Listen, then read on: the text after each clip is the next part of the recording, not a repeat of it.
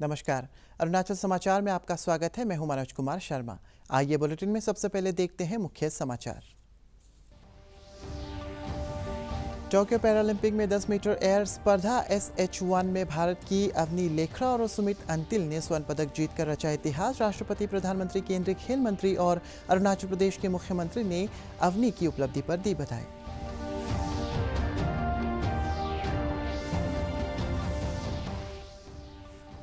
ईटानगर राजधानी क्षेत्र के जिला उपायुक्त तालो पोतम ने उचित मूल्य की दुकानों और SKO रिटेलर्स के लिए यूनिफॉर्म साइन बोर्ड का किया शुभारंभ। कोटा धारकों ने जिला प्रशासन से आटा, चीनी और केरोसिन की भी जारी करने का किया आग्रह।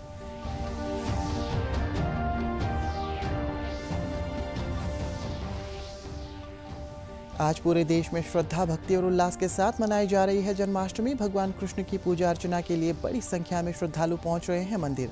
राष्ट्रपति, प्रधानमंत्री, अरुणाचल प्रदेश के राज्यपाल और मुख्यमंत्री ने जन्माष्टमी के अवसर पर देशवासियों को दी शुभकामनाएं।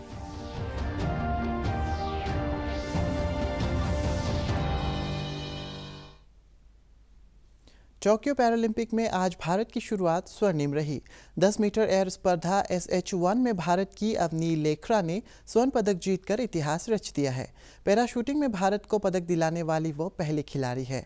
वहीं सुमित अंतिल ने भी भाला फेंक में विश्व रिकॉर्ड के 7 स्वर्ण पदक जीतकर भारत के पदकों की संख्या को 7 पर पहुंचा दिया है। पीएम मोदी से लेकर राष्ट्रपति रामनाथ कोविंद, केंद्रीय गृह मंत्री अमित शाह, अरुणाचल प्रदेश के मुख्यमंत्री पेमा खांडू समेत कई लोगों ने अवनी और सुमित अंतिल को स्वर्ण पदक जीतने पर बधाई दी है। सभी ने लिखा है कि ये भारत के लिए ऐतिहासिक क्षण है। टोक्यो पैरालंपिक में पुरुषों की F56 डिस्कस थ्रो स्पर्धा में भारत के योगेश कठुनिया गोल्ड मेडल जीतने से चूक गए और उन्हें रजत पदक से संतोष करना पड़ा। टोक्यो पैरालंपिक में भाला फेंक स्पर्धा में भारत के देवेंद्र झांझरिया ने भी इतिहास रच दिया है। उन्होंने पुरुषों की भाला फेंक स्पर्धा में रजत पदक जीता। उनके अलावा सुंदर सिंह गुर्जर ने भी कमाल का प्रदर्शन करते हुए कांस्य पदक में कब्जा किया। इन दोनों खिलाड़ियों ने F46 कैटेगरी में पदक जीते हैं।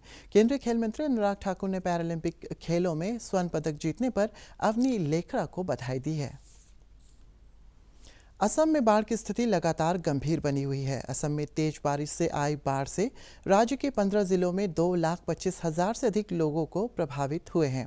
अरुणाचल प्रदेश और पड़ोसी देश भूटान में कई दिनों से हो रही तेज बारिश से असम में बाढ़ की स्थिति और भी गंभीर हो गई है। असम में अब तक 512 गांव बाढ़ से बुरी तरह प्रभावित है और 27 सड़कों और 2 पुलों को नुकसान पहुंचने के साथ ही 16,338 हेक्टेयर फसल बाढ़ के पानी में डूब गई है। राज्य आपदा प्रबंधन प्राधिकरण के अनुसार बोंगाईगांव, बक्सा, बारपेटा, विश्वनाथ, चिरांग, धेमाजी, डिब्रूगढ़, गोलाघाट, माजुली, मोरीगांव, सोनितपुर, शिवसागर, जोरहाट, लखीमपुर और तिनसुकिया बाढ़ की चपेट में है। केंद्रीय जल आयोग ने बताया है कि धुबरी, डिब्रूगढ़, जोरहाट, ग्वालपारा और कोकराझार जिलों में जल स्तर खतरे के निशान से पार कर गया है। बाढ़ ने काजीरंगा राष्ट्रीय पार्क का ज्यादातर हिस्सा जलमग्न हो गया है। राज्य के वन और पर्यावरण मंत्री परिमल शुक्लवैद्य ने कहा है कि बाढ़ से काजीरंगा राष्ट्रीय उद्यान के पशुओं को कोई नुकसान नहीं पहुंचा है। फ्लैट 1 ये काल से कुछ हमारा काजीरंगा में करीबन 1 मीटर तक पानी हुआ फ्लड आया है। तो अभी तक कोई हमारा वाइल्ड एनिमल का जानमाल का कोई नुकसान नहीं हुआ, जान का कोई नुकसान नहीं हुआ। हम लोग का प्रिपरेशन है पहले से। हमारा जो रेस्क्यू वेसल है वो रेडी है, बहुत सारे कंट्रीब्यूट रेडी है। अपना जो सिक्योरिटी गार्ड है इन लोग पहरा दे रहा है, अभी चल रहा है अभी। तो इसमें जितना हमारा करने लायक काम है, लास्ट ईयर भी हम लोग को हर साल में करता हूँ, इस बार भी हम लोग थोड़ा सा अच्छा ढंग से करने के लिए हम लोग प्रिपेयर हों।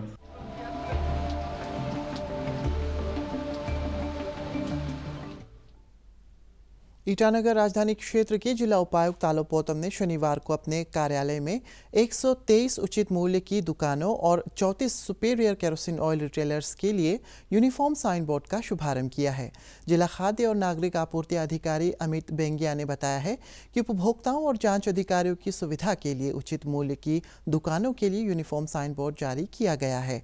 इस अवसर पर राजधानी क्षेत्र की कई उचित मूल्य की दुकानों के मालिकों ने जिला उपायुक्त से आटा, चीनी और केरोसिन केरोसिन ऑयल भी मुहैया कराने को कहा है। उन्होंने कहा है कि दुकानों के लाइसेंस में चावल, आटा, चीनी और केरोसिन ऑयल का जिक्र है। इसके बावजूद पिछले कुछ वर्षों से उपभोक्ताओं के लिए केवल चावल जारी की जा रही है।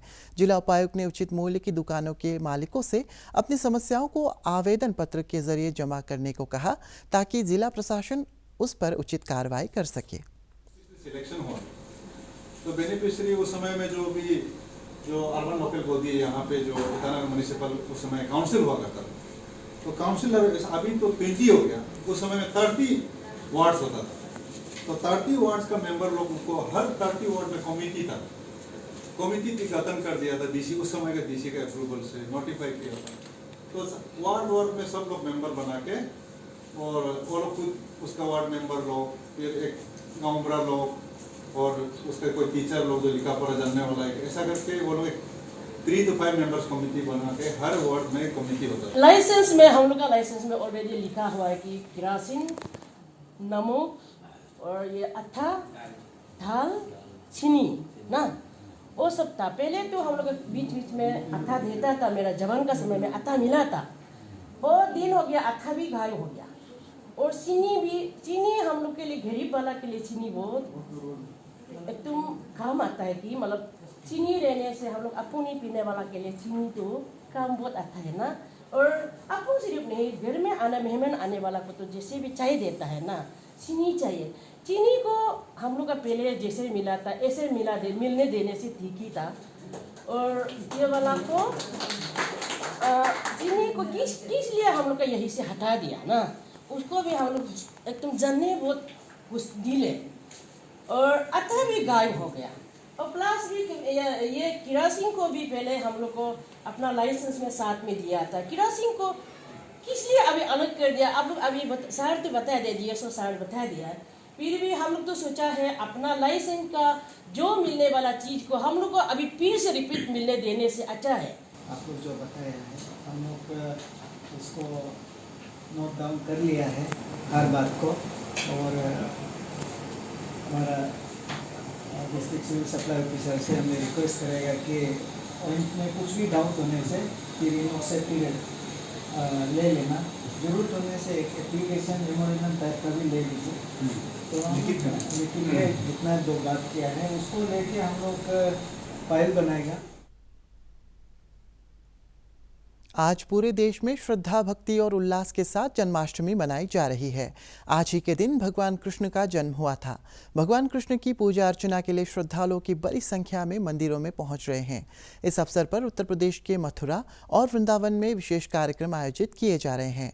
भगवान कृष्ण की जन्मस्थली मथुरा में बांके बिहारी मंदिर, प्रेम मंदिर, इस्कॉन मंदिर और श्री कृष्ण जन्म मंदिर सहित हजारों मंदिरों को आकर्षक ढंग से सजाया गया है। राष्ट्रपति रामनाथ कोविंद, प्रधानमंत्री नरेंद्र मोदी, अरुणाचल प्रदेश के राज्यपाल डॉक्टर बी.डी. मिश्रा और मुख्यमंत्री पेमा खांडू ने जन्माष्टमी के अवसर पर लोगों को शुभकामनाएं दी है। राष्ट्रपति ने अपने संदेश में कहा है कि जन्माष्टमी भगवान कृष्ण के जीवन और शिक्षा के प्रति समर्पण का त्यौहार है। प्रधानमंत्री ने जन्माष्टमी बधाई संदेश में देशवासियों से यह त्यौहार मनाते समय भारत की महान परंपराओं को आगे ले जाने का अनुरोध किया है।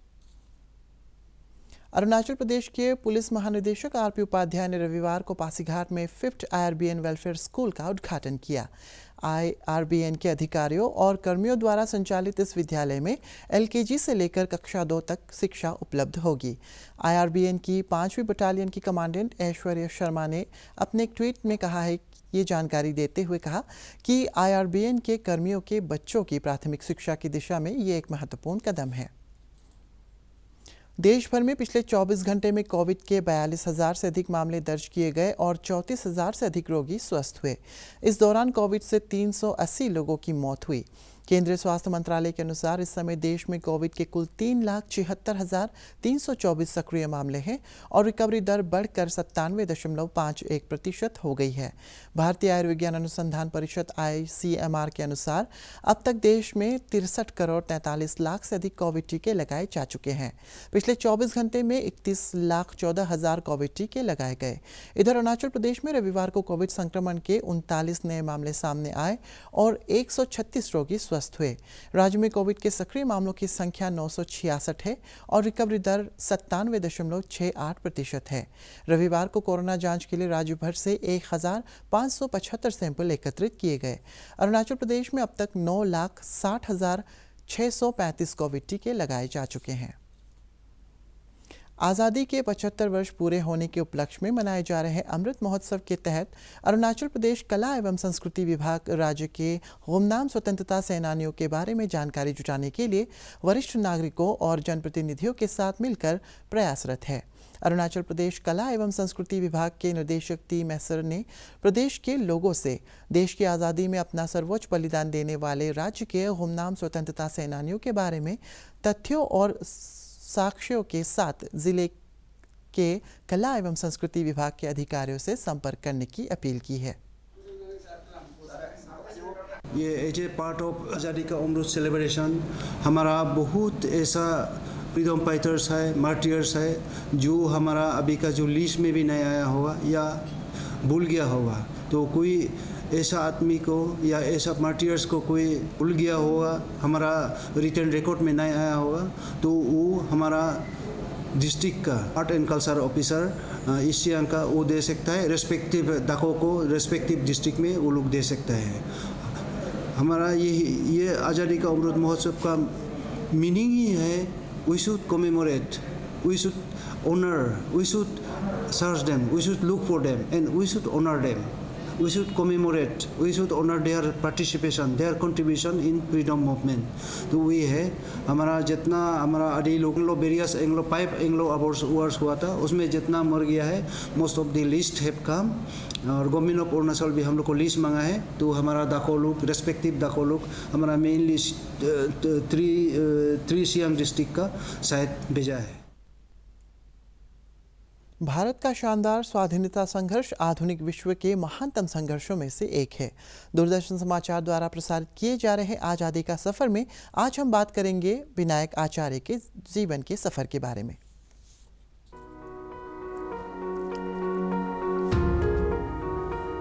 आज हम बात करेंगे स्वाधीनता सेनानी और ओडिशा के दिवंगत मुख्यमंत्री विनायक आचार्य की।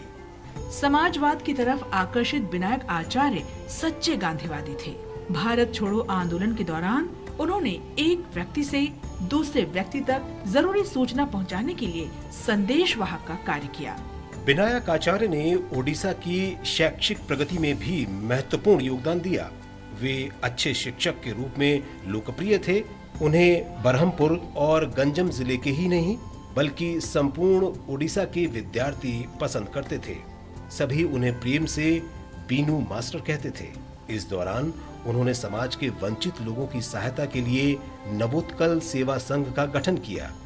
उन्हीं की पहल से गरीब विद्यार्थियों के सहायता के लिए हरिदा खंडी मठ की स्थापना हुई। उन्होंने दलित समाज के हित के लिए भी कार्य किए और उनके साथ भोजन करके नई परंपरा शुरू की।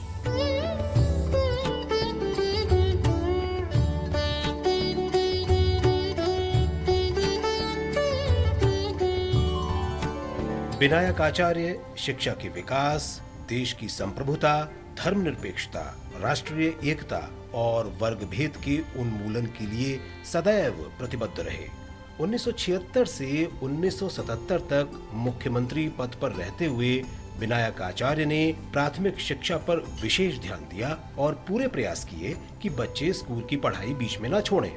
11 दिसंबर 1983 को आचार्य का निधन हो गया, लेकिन उनके कार्य आज भी प्रेरणा बने हुए हैं। तेजू एयरपोर्ट से विमान सेवा शुरू होने से स्थानीय लोगों में खुशी का माहौल है। दूरदर्शन के साथ बातचीत में तेजू के वर्सन पेरित और मारांगसो ताउसिक ने बताया कि विमान सेवा शुरू होने से अब वे दिन भर ट्रेन या बस से यात्रा करने के बजाय कुछ ही घंटों के उड़ान से पासीघाट और गुवाहाटी पहुंच सकेंगे। उन्होंने कहा है कि इससे जिले में व्यावसायिक गतिविधियों और पर्यटन को भी बल मिलेगा। श्री ताउसिक ने बताया कि हवाई मानचित्र में तेजू के जुड़ने से देश में पर्यटक जिले में आने के लिए आकर्षित होंगे और इससे स्थानीय स्तर पर रोजगार के अवसर बढ़ेंगे। या एग्ज़ाम के लिए या उसके लिए तो बहुत तकलीफ होता था। हम लोग को यहाँ से नाइट सुपर में जाना पड़ता था, पूरा बीमार वो होता था, वीकनेस होता था। अभी जब एयरपोर्ट बन गया तो बहुत अच्छा हुआ। तो अभी हम लोग अच्छे से जा पाते हैं। और पहले हम लोग जैसे कि हम नाइट सुपर से जाता था गुवाहाटी, जो 1 रात लगता था। आज का दिन में हम लोग जैसे कि तेजू का एयरपोर्ट बना, तो हम लोग के लिए बहुत ही अच्छा हवा है, सुविधा हवा है। और हम लोग यहाँ से टिकट बुकिंग करके हम लोग गुवाहाटी जा सकते हैं, 1-2 घंटा में पहुँच जाते हैं। राज्य की जानी मानी साहित्यकार पद्मश्री मामांग दाई ने कहा है कि प्रदेश के कई युवा साहित्यकार उभर रहे हैं और उनके लेखन को प्रोत्साहन दिए जाने की ज़रूरत है। आज ईटानगर में आयोजित बुक रीडिंग और सिंगिंग सेशन के दौरान मामांग दाई ने कहा है कि प्रदेश में महिला साहित्यकारों की संख्या भी बढ़ रही है और उनकी रचनाएं पाठकों द्वारा पसंद किए जा रहे हैं। कार्यक्रम के दौरान कई महिला साहित्यकार, समाजसेवी और पत्रकार मौजूद थे। We have a lot of young poets, both men and women, lyricists, but this series was focused on women's writings. They had already done 2 volumes, one from Nagaland and one from Manipur. So when I reached out and I tried to get, to represent all the districts, and Arunachal is quite big, and we hadn't heard of many writers from, say, the eastern part of Arunachal, Anjao, Lohit, but there are contributions from Tirap, also from Lohit, a representative, of the entire state. So I think this is...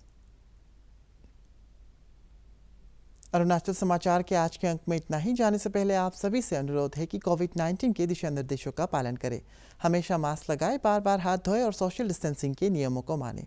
corona महामारी से बचाव के लिए आपका vaccine लगवाना भी ज़रूरी है। अगर आप वैक्सीन लगवाने के पात्र हैं तो ज़रूर लगवाएं। हम कल फिर हाजिर होंगे अरुणाचल और देश और दुनिया की खबरों के साथ। चलते चलते आपको बता दें कि आप अरुणाचल समाचार हमारे YouTube channel DD news Arunachal पर भी देख सकते हैं। देखते रहिए अरुण प्रभा। नमस्कार।